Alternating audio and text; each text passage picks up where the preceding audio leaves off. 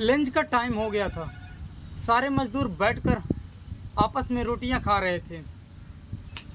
तभी side in charge एक ladies आती हैं। वो काम को जांचने के लिए, देखने के लिए साइड पर आ जाती हैं। और इधर मजदूर सारे रोटी खा ही रहे थे। तभी मैडम एंट्री करती हैं काम को देखने के लिए। और जैसे ही सारे मजदूर खा रहे थे, मजदूरों की नज़र उस मैडम पे पड़ती है और सभी लोग देख के हैरान हो जाते हैं कि इतनी खूबसूरत मैडम, इतनी खूबसूरत मैडम, क्या ही बताया जाए उसके बारे में कि जितनी खूबसूरत थी उतनी खूबसूरत उन्होंने कपड़े भी पहने थी। तो सारे लेबर आपस में बात करने लगे कि यार माल ते भाई एक नंबर या तो बहन चो कैसे के भगवान बनौले बट इतना खूबसूरत माल है यार, ज़िंदगी में पहली बार देखा हूँ। सारे आपस में यही सब बातें करने लगते हैं। तो उसी में दिनेश नाम का जो एक बंदा रहता है, उसकी उम्र लगभग 22 या 23 साल की उम्र होती है दिनेश की। वो कहता है कि यार माल तो भाई एक नंबर या एक नंबर माल या भाई, अगर मिल जाती ना तो कसम से बता रहा हूँ कि रोटी उसी में बोर के खा जाती। तो मैडम सुनती तो ज़रूर है इस बात को, लेकिन वो उसको ऐसे अवॉइड करती है कि मानो वो बात को सुनी नहीं हो। फिर मैडम चली जाती है, ऑफिस में बैठती है। समय बीतता है, जब सभी लेबर काम पे लग जाते हैं लंच के बाद, तो मैडम फिर आती है ऊपर काम देखने के लिए। तो उसकी नज़र उस बंदे पे थी जो ये बंदा कह रहा था कि अगर मिल जाती तो रोटी बोर के खा जाता। तो सभी के पास बारी बारी जाती है, सबसे बात करती है। वो सोचती है कि किसकी आवाज़ थी वो जो ऐसा वो बोला है हमको। तो सोचती रहती है। तो नमस्कार प्रणाम दोस्तों, मैं हूं आप सबका दोस्त इंदर। दोस्तों कहानी अच्छी लगे तो चैनल को सब्सक्राइब करिएगा, लाइक करिएगा। तो दोस्तों आज की कहानी शुरू करते हैं। दोस्तों यूपी का एक ज़िला लगता है संत कबीर नगर। संत कबीर नगर के अंतर्गत मेहदावल विधानसभा का एक छोटे से गांव जमुरा का रहने वाला दिनेश, जो पढ़ाई में बिल्कुल उसका मन नहीं लगता था। उसके गांव के कुछ लोग बॉम्बे में काम करते थे, तो वो भी सोचा कि यार क्या ही कर पाएंगे ज़िंदगी में, जब पढ़ने में दिल नहीं लगता है तो इससे अच्छा है कि यार चलते हैं बाहर ही कमाते हैं। बाहर कमाने चला जाता है। जब बाहर कमाने चला जाता है तो उसके गांव के जो बंदे रहते हैं सारे काम करने वाले, वो कोई पेंट का काम करता है बॉम्बे में, तो कोई लादी पॉलिश का काम करता है, तो कोई मार्बल लाइन में है। सब अलग अलग लाइनों में काम करते थे। तो जो दिनेश है ये पहली बार गया था बम्बई में। पहली बार जब गया तो इसको काम किसी चीज़ का हुनर तो था नहीं, सिर्फ लेबर का काम में कर लेता था, क्योंकि गांव में भी आजकल लेबर का काम करता ही रहता था। ये लेबर मंडी पर बैठा हुआ था, जहाँ पर शहरों में उसको नाका भी बोलते हैं, लेबर मंडी भी बोलते हैं। तमाम जगह तमाम प्रकार की भाषाएं में उसको बोलते हैं लोग। उसके बाद क्या हुआ कि दिनेश को एक ठेकेदार आता है, कहता है कि काम करने आए हो? तो बोलता हाँ जी, काम करने के लिए तो मैं घर से इतना दूर आया हूँ। तो ठेकेदार उसको लेके चला जाता है। ठेकेदार का बहुत बड़ा टेंडर था मकान बनाने का, तो उसमें कुछ लेबर ठेकेदार के गांव चले गए थे, इसलिए वो मंडी से ही लेबर उठा रहा था। तो दिनेश चला गया, काम करने लगा। तो ठेकेदार के पास काम करते करते ठेकेदार से भी अच्छा उसका संबंध बन गया। जब संबंध बन गया तो ठेकेदार बोला कि हमारे पास परमानेंट लग जाओ, अच्छी सैलरी देंगे, बराबर काम देंगे। वो लग जाता है, फिर काम करने लगता है। जब काम करने लगता है तो वहाँ जितने लोग काम करते थे उन लोगों से भी उसका प्रेम व्यवहार बन जाता है, भाईचारा जैसे बन जाता है, बातें होने लगती है।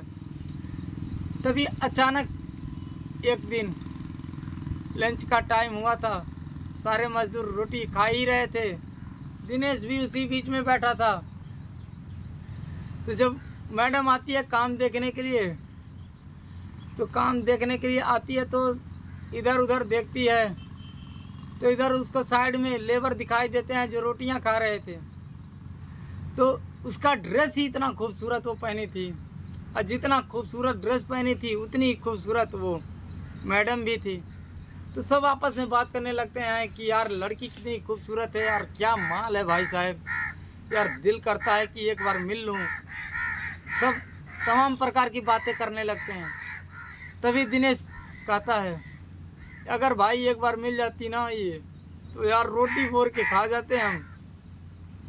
तो ये बात वो सुनती है और वो समझ जाती है कि ये कहना क्या चाहता है। फिर बोलती नहीं है, चली जाती है। चली जाने के बाद कुछ समय के बाद जब लेबर दोबारा काम पे लग जाते हैं, फिर आती है, देखती है कि वो कौन सा बंदा था, कौन सा लड़का था जो ऐसी बातें बोला है। अब वो बातें उसको दिल को छू जाती है। जब दोस्तों दिल को छू जाती है तो एक दूसरे से सबसे पूछती है। पूछने के बाद पता चलता है कि ये दिनेश ही है जो बोला है। तो दिनेश को बोलती है कि तुम ऑफिस में आओ, तुमसे ज़रूरी बातें करनी है। दोस्तों दिनेश उसके पैरों तले ज़मीन खिसक जाती है। सोचता है यार मैं क्या कह दिया हो मैडम को कि मैडम अब जानेगी तो मुझे बहुत सज़ा करवाएगी, यार मेरी गलती हो गई मेरे से। फिर जाता है मैडम के पास ऑफिस में, कहता है हाँ जी मैडम बोलिए क्या है। मैडम कहती है बैठो। बैठने के बाद कहती है कि दरवाज़ा बंद करो। जो ऑफिस का दरवाज़ा था उसको बंद करवाती है और पूछने लगती है कि तुम सच सच बताना कि तुमने जब मैं ऊपर गई थी काम देखने के लिए तुमने बोला क्या था। दिनेश बातें बनाने लगता है कि नहीं मैडम मैं कुछ नहीं बोला था, मैं तो रोटी खा रहा था। इधर उधर की बातें बताने लगता है, बरगलाने का प्रयास करता है, लेकिन मैडम बरगलाने में नहीं आती है, दिनेश के चक्कर में बिल्कुल नहीं आती है।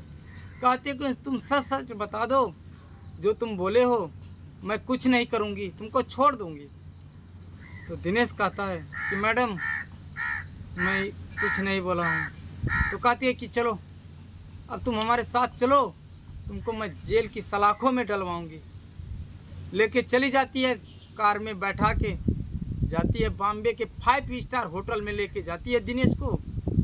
जब 5 स्टार होटल में लेके जाती है, एक कमरा बुक करती है, खाने के लिए ऑर्डर देती है, खाना आ जाता है। दिनेश और मैडम दोनों बैठे ही थे बेड पे। मैडम कहती है कि अब एक काम करो, खाने का तो सामान आ गया, अब तुम जो बोले हो कि रोटी मैं बोर के खा जाऊंगी उसमें तुम खाओ। अब मैडम के सामने वो गिड़गिड़ाता है, रोता है, बिलखता है, लेकिन मैडम जो कहती है ना कि वो तुमको करना ही पड़ेगा, तुमने ऐसा बोला क्यों। और वो भी नौजवान मैडम जिसकी उम्र 23-24 साल थी। दिनेश घबरा जाता है, वो कह देता है कि मैडम मैं यही कहा था कि अगर एक बार मिल जाती तो रोटी बोर के खा जाता। तो कहती है कि क्यों नहीं खा रहे हो, खाओ। मैडम बेड पे लेट जाती है और जैसे ही दिनेश रोटी का टुकड़ा तोड़ता है और जैसे ही सोचता है कि उसमें बोरने का प्रयास करता है, तब तक मैडम हाथ से पकड़ लेती है रोटियां। कहती है रहने दो, बस हो गई, तुमको जो करना है वो कर लो।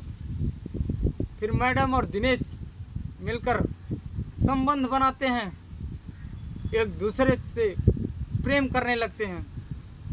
प्रेम करते करते दिनेश को कहने लगती है कि दिनेश अब तुम्हें काम करने की ज़रूरत नहीं है, अब तुम हमारे साथ रहोगे असिस्टेंट के रूम में मेरे। तुम बेशक नहीं पढ़े हो, तुम हमारे साथ रहना। मैं तुमसे शादी करूंगी। और कुछ ही दिनों के बाद उन दोनों के बीच में धीरे धीरे दिनेश का बच्चा उस मैडम के पेट में पलने लगता है।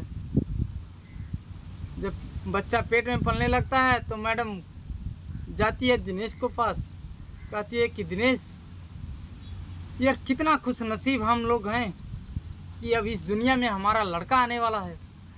तो दिनेश मैडम के पांव पड़ जाता है कि मैडम, सबसे तो बड़ा खुश नसीब मैं हूँ कि जैसे आप जैसे मैडम मिली हैं। तो कहती है कि चलो अब हम एक दूसरे से शादी कर लेते हैं। तो दिनेश कहता है कि नहीं मैडम, जब हमारा संतान इस दुनिया में आएगा उसके बाद एक अच्छी सी मुहूर्त निकाल कर दोनों हम शादी कर लेंगे। डेट आप फिक्स करिएगा, क्योंकि सारा काम करता धरता आप ही हो। तो दोस्तों, कहानी पसंद आई हो तो चैनल को ज़रूर सब्सक्राइब करिएगा दोस्तों, क्योंकि दोस्तों चैनल अभी नया है और ऐसे ही मज़ेदार कहानी के लिए इस चैनल को ज़रूर सब्सक्राइब करिए, लाइक करिए दोस्तों। जय हिंद, वंदे मातरम।